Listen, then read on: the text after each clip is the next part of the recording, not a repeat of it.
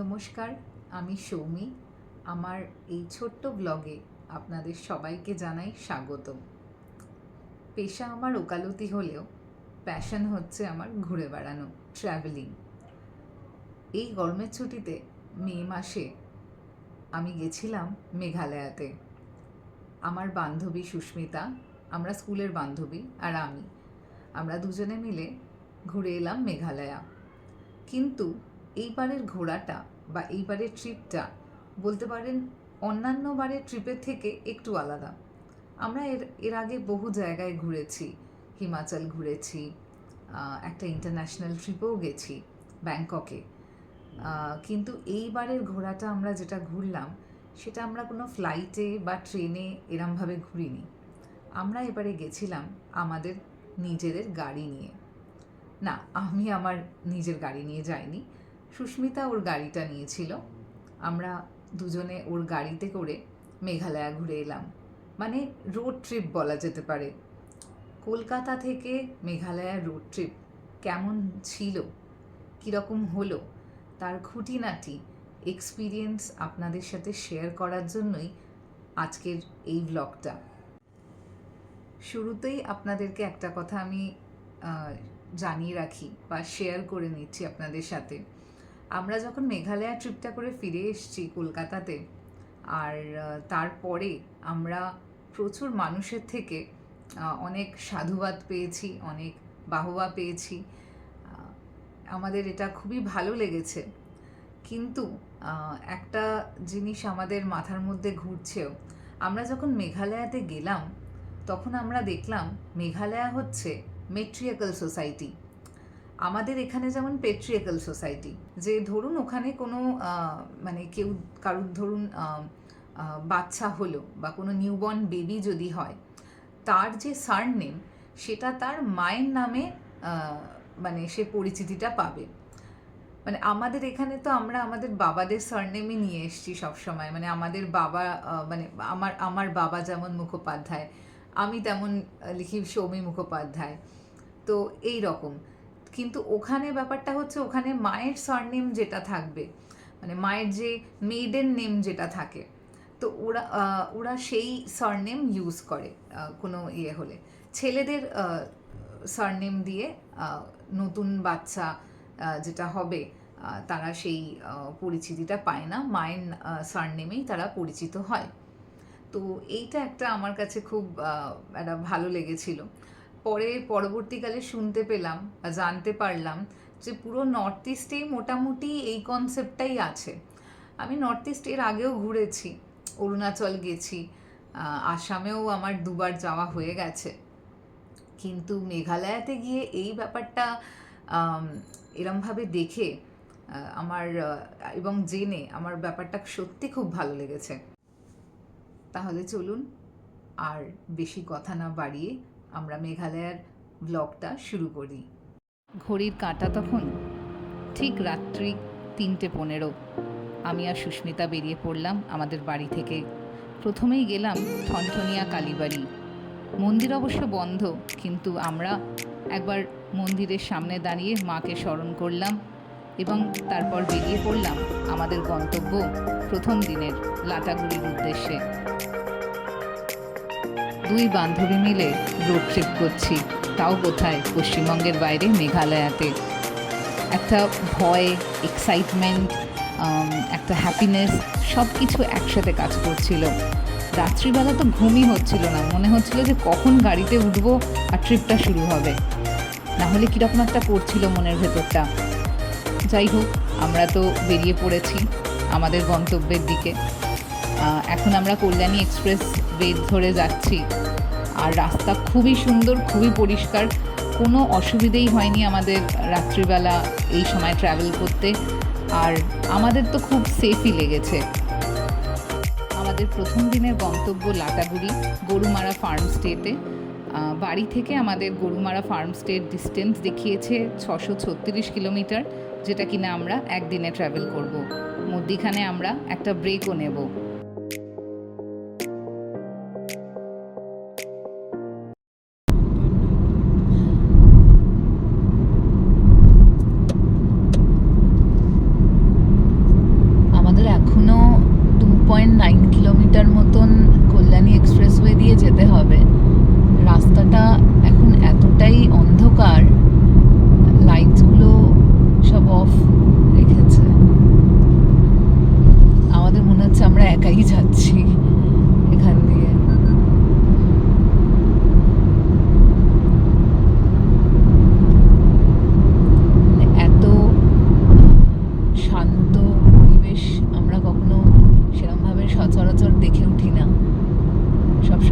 করে ট্রাফিক যানজটের মধ্যে দিয়েই আমাদের প্রতিদিন কাটে। সেখানে যখন আমরা বেরিয়েছি এখন এরকম এত ফাঁকা ফাঁকা দেখে নিজেদেরই কেমন একটা লাগছে। In 600 meters, keep right to take the flyover.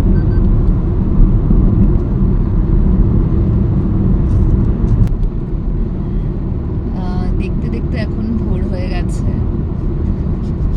এখন আমরা যাচ্ছি, এখন আমরা নদিয়া ডিস্ট্রিক্টের ওপর দিয়ে যাচ্ছি। আর একটুখানি গেলেই সামনেই কৃষ্ণনগর পড়বে। বেশিক্ষণ কৃষ্ণনগর আর লাগবে না। মালদা এখান থেকে এখনো 5 ঘন্টা 30 মিনিট মতন ডিস্টেন্স। মোটামুটি 10টা 15-20 মধ্যে আমরা মালদা পৌঁছে যাব। আস্তে আস্তে সকাল হয়ে গেছে। এরই মধ্যে আমরা একটা ইম্পর্টেন্ট কথা আপনাদেরকে বলে রাখি। আমরা ওয়েস্ট বেঙ্গল থেকে মেঘালয় যেতে আসতে আমরা যতগুলো টোল গেট ক্রস করব, তো আমরা তার জন্য একটা অ্যানুয়াল পাস কিনে রেখেছি। রাজমার্গ যাত্রা থেকে 3075 টাকা দিয়ে এই পাসটা আমরা পারচেস করেছি। তাতে আমাদের সুবিধে এটাই হচ্ছে যে প্রতিটা টোলে আমাদেরকে অনেকক্ষণ দাঁড়াতে হচ্ছে না। আমরা জাস্ট যাচ্ছি, আমাদের গাড়ির নাম্বারটা সামনে স্ক্রিনে চলে আসছে এবং ওরা গো করে দিচ্ছে। গো বলে স্ক্রিনে লেখা আসছে এবং তারপরেই যে ব্যারিয়ার গেটটা আছে সেটা উঠে যাচ্ছে। তার জন্য সময়টা অনেকটা কম লাগছে। তো আপনারা এটা অবশ্যই করে রাখবেন। সুস্মিতা যে গাড়ি চালাচ্ছে সেটা আপনাদেরকে এখন দেখাই।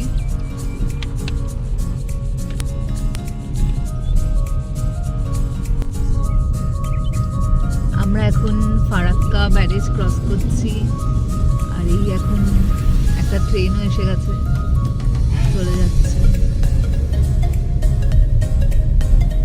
একটা বেশ দারুণ দৃশ্য।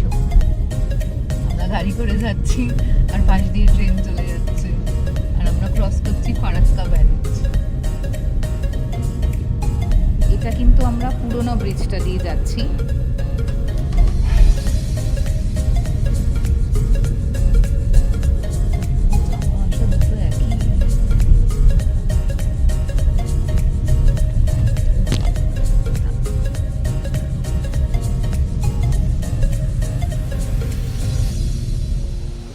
আমরা এখন এসে গেছি মালদাতে। একটা ব্রেক নিয়েছি। এখানে আমরা যেখানে ব্রেকটা নিয়েছি সেই জায়গাটার নাম হচ্ছে হোটেল গোল্ডেন পার্ক। তো এটা হচ্ছে আমার পেছনে দেখতে পাচ্ছেন, এটা হচ্ছে ওদের পুল। এটা নিউলি ওপেন্ড হয়েছে। আর আমরা এখানে একটু ব্রেক নিলাম, ব্রেকফাস্ট করলাম। এরপর আমরা ডিরেক্ট যাব লাটাগুড়ি। হয়তো মধ্যিখানে আরেকটা ব্রেক নেব, তো দেখা যাক।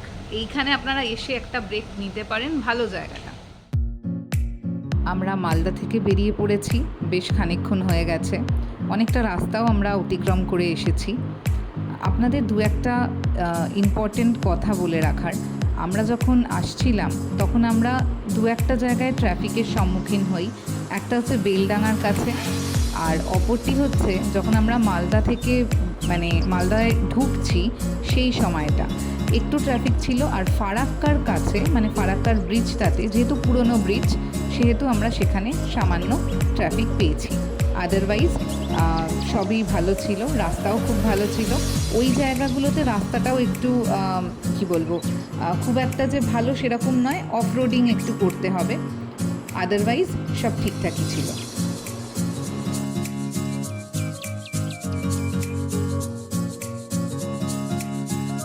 আমরা এখন দেখতে দেখতে এসে পড়েছি জলপাইগুড়ি। আর এইটা যেটা দেখতে পাচ্ছেন আমাদের ডান দিকে, সেটা হচ্ছে জলপাইগুড়ির সার্কিট বেঞ্চ, কলকাতা হাইকোর্টের। আর আমরা কিছুক্ষণের মধ্যেই পৌঁছে যাব লাটাগুড়িতে।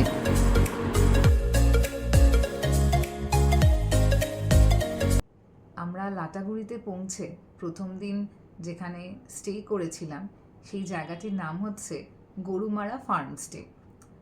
জায়গাটা খুবই সুন্দর, আপনারা গুগল সার্চ করে দেখবেন, আপনাদের জায়গাটা খুবই ভালো লাগবে। আমাদেরও খুবই পছন্দ হয়েছিল। জায়গাটা একদম চা বাগানের মধ্যিখানে। আর এটার একটা বোনাস পয়েন্ট হচ্ছে সকালবেলা যখন আপনারা বেরোবেন বা যদি ওখানে আপনারা থাকেন, আপনারা ওখানে এলিফ্যান্ট সাফারি করতে পারবেন। একদম ফার্ম স্টে, মানে আমরা যেখানটায় ছিলাম আমাদের ফার্ম স্টেটার সামনেই ওখানে এলিফ্যান্ট সাফারি হয়। খুব সুন্দর জায়গাটা, তো ওখানে আপনারা থাকতে পারেন। সরাও না গো ওকে, দাদা একটু সরিয়ে দাও না। ওই নাম ঘড়ির কাঁটা এখন বলছে ভোর 5:30 বেজে গেছে। আমরা বেরিয়ে পড়েছি লাটাগুড়ি থেকে। আজকে আমরা যাব হচ্ছে গৌহাটির উদ্দেশ্যে আজকে আমাদের যাত্রা। দেখতেই তো পেলেন মাঝপথে দু একটা গরু চলে এসেছিল গাড়ির সামনে। যাই হোক, তাদেরকে সরিয়ে এখন আমরা চললাম। আমাদের এই আসন্ন যাত্রাপথেই পড়বে মূর্তি নদী। তখন আপনাদের সবাইকে মূর্তি নদীও দেখাবো।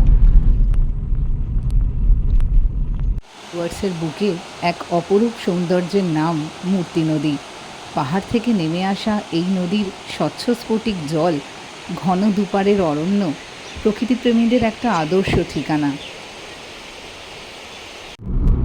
মূর্তি নদীর জল আর জলপ্রবাহ দেখে আমরা মুগ্ধ হয়েছি এবং সেই মুগ্ধতাকেই সঙ্গে করে নিয়ে আমরা আবারও বেরিয়ে পড়েছি আমাদের গন্তব্য আজকের গৌহাটির উদ্দেশ্যে। আমরা মহাবাড়ি বলে একটা জায়গায় এসেছি। আমাদের লাটাগুড়ি, যেখানে গরুমারা ফার্ম স্টে থেকে মহাবাড়ি অবধি আমরা এসেছি। মহাবাড়ি থেকে আমরা NH-27 ধরে এখন সোজা গৌহাটির দিকে যাব।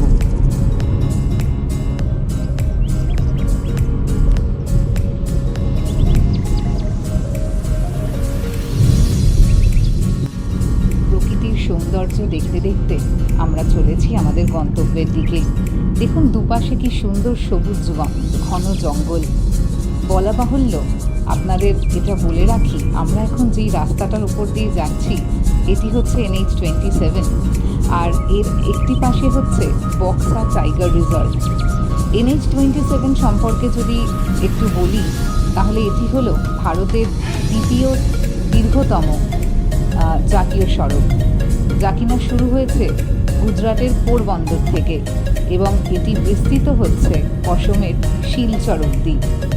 একটা কথা বলে রাখি, আমরা যে লাটাগুড়ি পৌঁছেছিলাম সেটা আমরা বাই NH-27 আর NH-12 এই দুটো ন্যাশনাল হাইওয়ে ধরেই আমরা কিন্তু লাটাগুড়িতে পৌঁছেছি। আবার যখন লাটাগুড়ি থেকে এখন বেরিয়ে যাচ্ছি, এখন আমরা কিন্তু আবার NH-27 ধরেই যাচ্ছি টুয়ার্ডস গৌহাটি।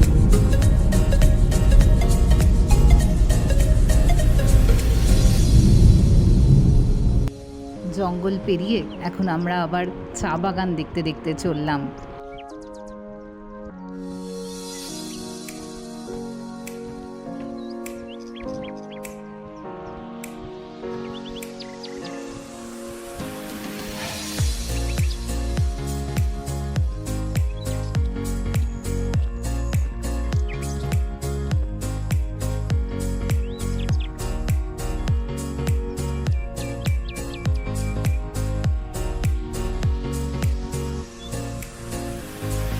আজকে আমরা সকালে লাটাগুড়ি থেকে বেরিয়ে পড়েছি। বেরিয়ে আমরা আসামে ঢুকে পড়েছি। এখন আমরা রয়েছি বনগাইগাঁওতে। একটা আমরা ছোট্ট ব্রেক নিয়েছি, লাঞ্চ ব্রেক, কুইন ডাইন রেস্টুরেন্টে। আর এখন আমাদের খাওয়া দাওয়া যেহেতু শেষ, আমরা এখন সোজা চলে যাব গৌহাটির দিকে। আসামে ঢুকে পড়েছি আর আসামের রাস্তাগুলো দেখুন, ভীষণই চওড়া আর খুবই পরিষ্কার। খুব সুন্দরভাবে আপনার গাড়ি চলবে এই রাস্তা দিয়ে।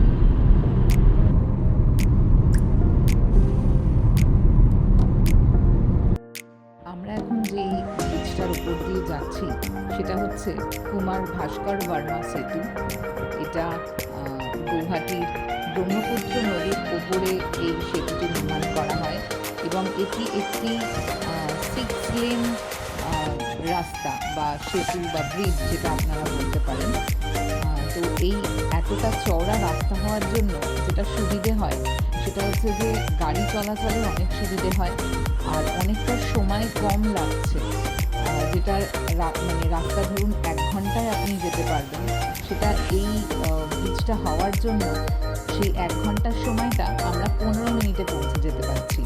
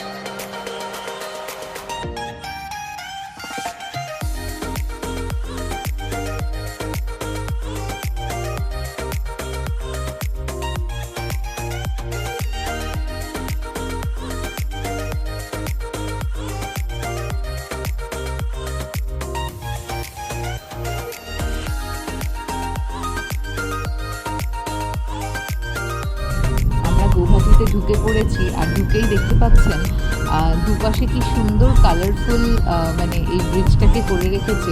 শুধু এই ব্রিজটা নয়, এরকম আগেও আমরা অনেক ব্রিজ পাবো। তো এগুলো বেসিক্যালি বিউটিফিকেশন ড্রাইভ। তো এটা করে জায়গাগুলোকে আরও সৌন্দর্য আরও বাড়িয়ে দেওয়া জায়গাগুলোর, এটাই যা ব্যাপার।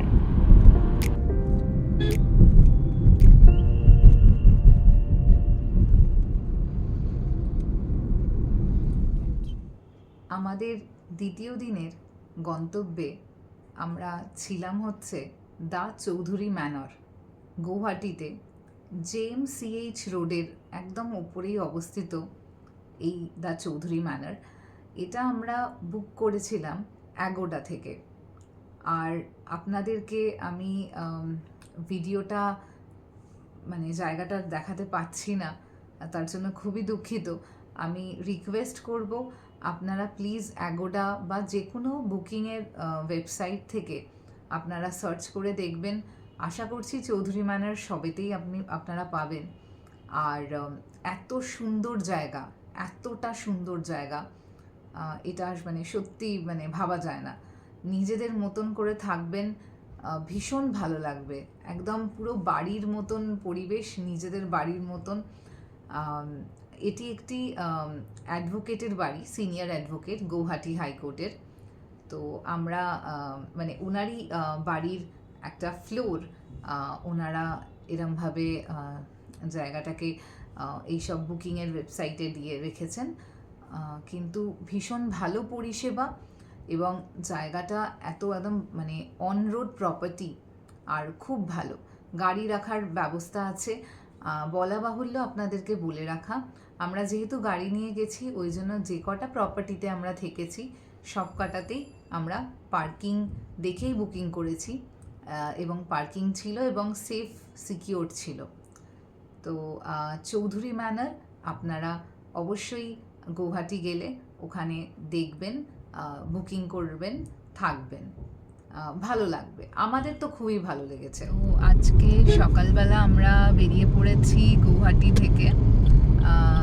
ওখান থেকে আমরা এখন বেরিয়ে যাচ্ছি শিলংয়ের দিকে। লাগবে সময় হচ্ছে 2 ঘন্টা 40 মিনিট মতন। তো আমরা অলরেডি পাহাড়ে এখন উঠেও পড়েছি। তো শিলং পৌঁছলে কিছু জিনিস আমরা দেখবো ওখানে। তার আগে শিলং পৌঁছানোর আগে যেটা আমরা দেখবো সেটা হচ্ছে উমিয়াম লেক, রাস্তায় পড়বে। সেই লেকটা দেখে তারপর আমরা আমাদের হোমস্টে যেখানে আছে সেদিকে যাব। তারও মধ্যিখানে প্ল্যান আছে 2-3টে জায়গা ভিজিট করার, তো দেখি সেগুলো হয় কি না। তো আমরা অলরেডি এখন মেঘালয়ার পাহাড়ে উঠে পড়েছি। আমাদের গাড়ি মেঘালয়ার পাহাড়ের দিকে মানে পাহাড় হয়ে যাচ্ছে। তো প্রথমবার গাড়ি নিয়ে রোড ট্রিপ করছি মেঘালয়াতে। তো রাস্তা খুবই ভালো, অন্যান্য পাহাড়ের থেকে মানে নর্থ বেঙ্গল, উত্তরাখণ্ড, হিমাচলের পাহাড়ের থেকে মেঘালয়ার পাহাড়টা কম্প্যারেটিভলি কম স্টিপ। এখন বাকিটা পৌঁছলে বুঝতে পারবো। এখন যাচ্ছি আমরা শিলংয়ের দিকে। তো আমরা এই যে গাড়ি নিয়ে এবারে এসছি মেঘালয়া, তো মেনলি গাড়ি চালাচ্ছে সুস্মিতা। তো সুস্মিতার থেকে জিজ্ঞেস করব দুটো জিনিস, যে ওর কেমন লাগছে। হাইওয়েতেও গাড়ি চালিয়ে এসছে, দেন ও পাহাড়ে উঠছে, তো সেই ডিফারেন্সটা কি সেটা ওর থেকে একটু বোঝার চেষ্টা করব। আমি তো প্যাসেঞ্জার সিটে বসে, ওই জন্য কিছুই সেরকম ইয়ে করবো না, বাট আমি ওই ম্যাপ দেখে যা একটু গাইড করার একটু করতে পারি। অ্যাপার্ট ফ্রম দ্যাট আমার অ্যাজ কোনো কাজ নেই, বাট ওর থেকে এটা ডিফারেন্সটা জিজ্ঞেস করার, সো দ্যাট যারা নতুন মানে চালাবেন বা পাহাড়ে চালানোর কথা ভাবছেন তারাও ব্যাপারটা বুঝতে পারেন, কারণ ওরও এটা ফার্স্ট টাইম পাহাড়ে। তো what is the difference between this, যে সমতলে চালালে কীরকম লাগবে আর পাহাড়ে চালালে কীরকম লাগবে। তুই এবার একটু বল তোর কেমন লাগছে, কারণ দুটোর মধ্যে একটু ডিফারেন্স তো ডেফিনেটলি আছে। বল গেমটা একটু অন্যরকম। একবার মানে হাইওয়েতে চালিয়ে নিলে যে স্পিডটাকে কন্ট্রোল করা যায় 5th গিয়ারেও, সেটা বোঝা যাচ্ছে যখন গাড়িটা একটা স্লোপের মধ্যে রয়েছে। এখনো সেই স্লোপ আসেনি যদিও, জাস্ট হালকা হাইক হচ্ছে গাড়ি, কিন্তু সে যে মানে গাড়ি যে লো লোয়ার গিয়ার চাইছে, এটা বোঝা যাচ্ছে। কারণ যখনই ওপরে তুলতে চাইছি, হায়ার স্পিডে গাড়ি নিতে চাইছে না, মানে একটু স্পিড গিয়ার নিলে সেটা লোয়ার গিয়ারেতে কমাতে বলছে স্পিডটাকে, নয়তো টানতে পারছে না সেই স্পিডেতে অত উঁচুতে। এই জন্য স্পিডটাকে আমাকে একটু বুঝতে হচ্ছে, আচ্ছা কোন স্পিডে রাখবো গাড়িটাকে যাতে গাড়িটা স্মুথলি গ্লাইড করে এই কার্ভসগুলোতে। আচ্ছা। আর এই হচ্ছে আমরা যাচ্ছি এইরকম স্লোপগুলো রয়েছে, আর এই যে টার্নগুলো আসছে, সেটা এই ব্যাপারটাকে আরো বেশি দেখার। বাট মেঘালয়ের রাস্তা এমনি এখনো অবধি যেটা দেখছি ভালো রাস্তা, পরিষ্কার। মেঘালয়ে ঢুকেছি আর মেঘালয়ে এসে বৃষ্টি পাবো না তা কখনো হয় না। যেই মেঘালয়ে ঢুকলাম সাথে সাথে বৃষ্টি আমাদেরকে স্বাগত জানালো। তো আমরা এখন এসে গেছি উমিয়াম লেকের কাছে। এটা হচ্ছে উমিয়াম লেক। আমরা একটা জায়গায় দাঁড়িয়েছি, আমরা NH6 ধরে যাচ্ছিলাম, ওখান থেকে একটা স্লাইড রাইট টার্ন নিলেই এখানে এসে দাঁড়িয়ে উমিয়াম লেকটা দেখা যাবে।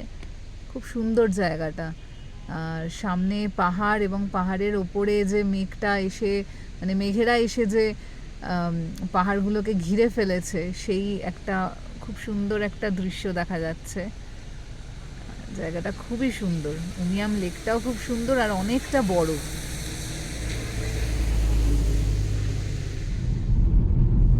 আমরা উমিয়াম লেক দেখে বেরিয়ে পড়লাম। শিলংয়ে ঢোকার ঠিক 15 কিলোমিটার আগে পড়বে উমিয়াম লেক। তো আমরা উমিয়াম লেকটা আগে ওই জন্য দেখে নিলাম।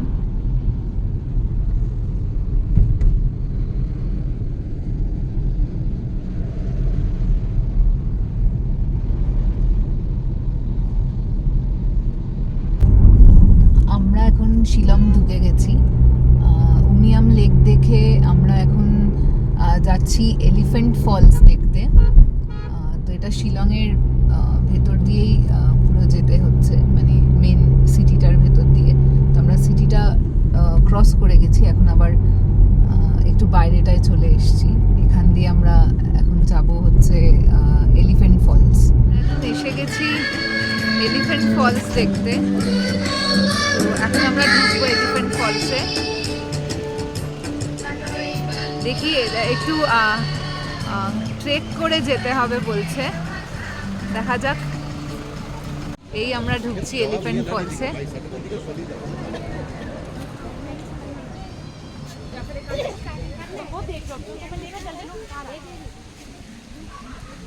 ট্রেক করে নিচের দিকে যেতে হবে।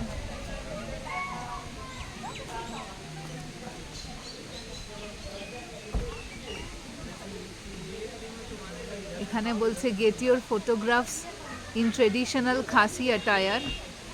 এইটা হচ্ছে সেই দোকান, এখানে ট্রেডিশনাল খাসি, মানে এদের মেঘালয়ের যারা খাসি ট্রাইবের লোক, তাদের সব জামা কাপড় এখানে পরে ছবি তোলা যাবে।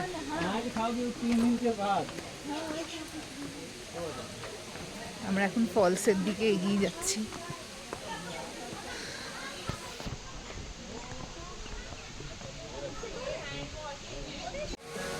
এটা হচ্ছে ফার্স্ট ফল যেটায় আমরা এসছি এখন। সেকেন্ড আর থার্ডটা অন্যদিকে। ফার্স্ট ফলটা দেখি।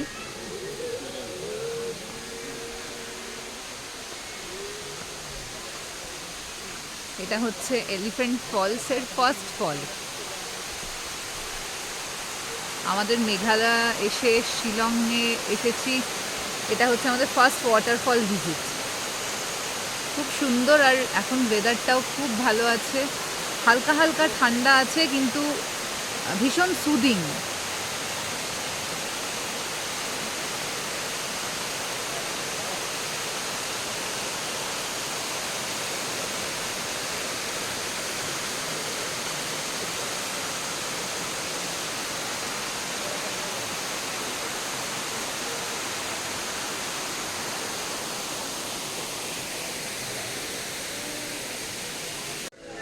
আমরা এখন এগোচ্ছি সেকেন্ড ফলসের দিকে। এখানে একটা ভালো ক্যাফে টাইপের আছে, তো খিদে পেলে এখান থেকে খাওয়া যেতে পারে।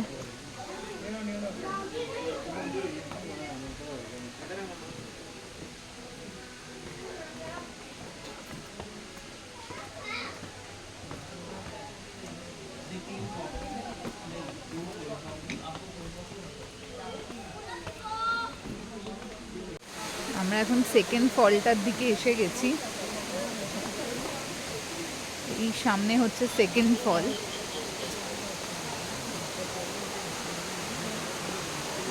এটা হচ্ছে সেকেন্ড ফলটা।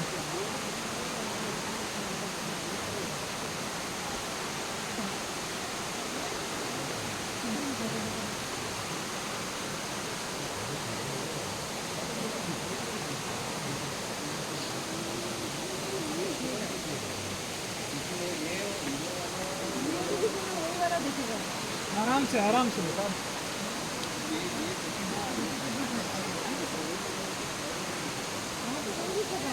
এবার আমরা থার্ড ফলটা দেখব।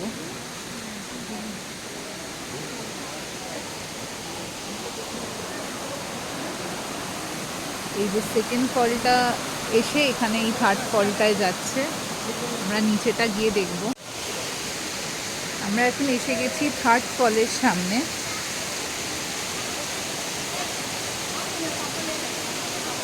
এই হচ্ছে থার্ড ফলটা, এলিফ্যান্ট ফলসের। এখানে সবাই দাঁড়িয়ে আছে।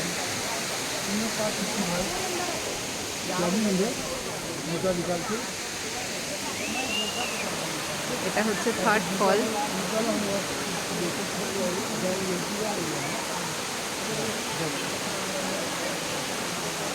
सामने से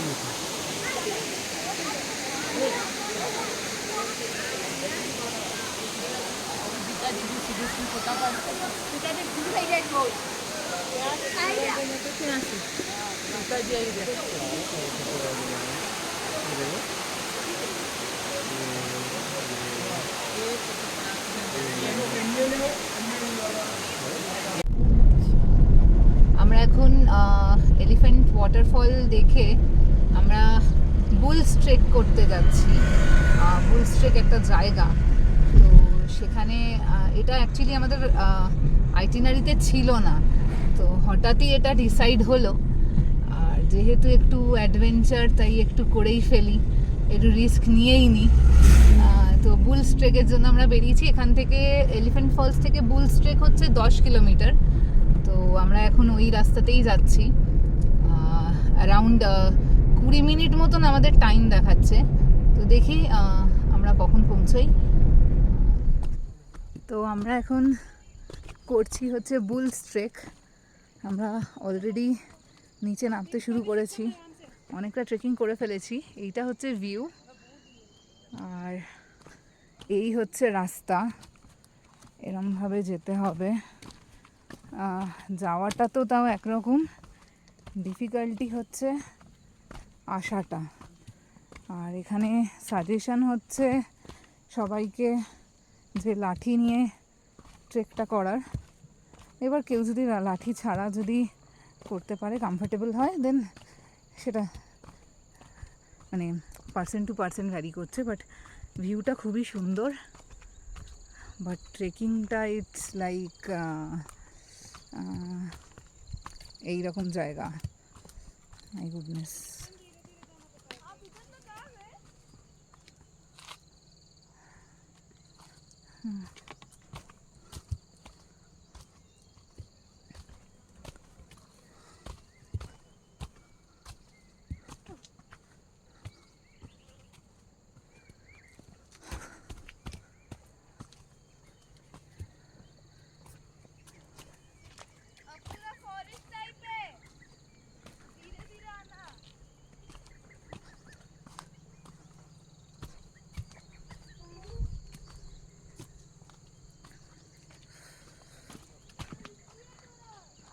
এই যে এখান থেকে এইরকম একটা ভিউ আসছে।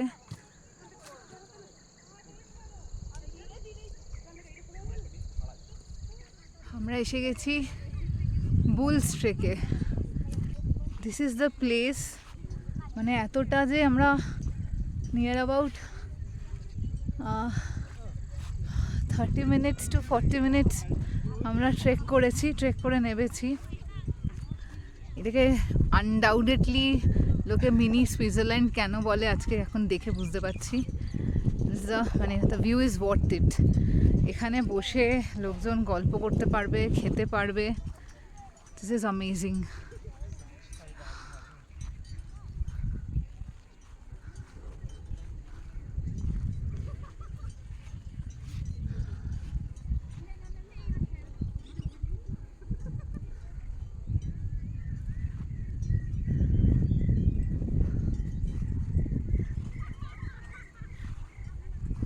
অ্যামেজিং জায়গা, আই এম জাস্ট লাভিং ইট। মানে সত্যি এতটা আশা ওয়ার্থ ইট। কিন্তু মেন চাপটা হবে হচ্ছে যখন আমরা ফিরবো, ওই ট্রেকটা অনেকক্ষণ হবে, কারণ নামতে অত সময় লাগে না, কিন্তু উঠতে বেশ ঘন্টাখানেক সময় লাগবে। আমি সাজেস্ট করব যারা ট্রেকিং ভালোবাসেন আর ট্রেক করতে পারেন, মনে সেই ইচ্ছে নিয়ে অবশ্যই আসবেন। বুলস ট্রেক একদম মিস করবেন না, কারণ দ্য ভিউ ইজ মানে অ্যামেজিং। আমি ওয়ার্ডস অ্যাকচুয়ালি পাচ্ছি না ডেসক্রাইব করার, খুব সুন্দর। আর এত সুন্দর ঠান্ডা একটা হাওয়া মানে চলছে, একটু সূর্য আছে, বাট স্টিল ইটস অ্যামেজিং।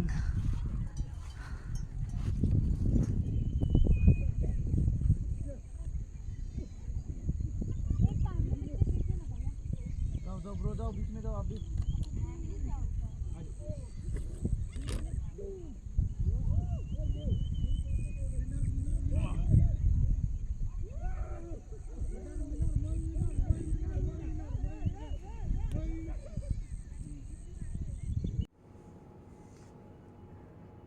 মেঘালয়াতে ঢুকেই আমরা এলিফ্যান্ট ফল, না, প্রথমে দেখলাম উমিয়াম লেক, তারপর দেখলাম এলিফ্যান্ট ফল, আর তারপর আমরা করলাম হচ্ছে বুলস ট্রেক।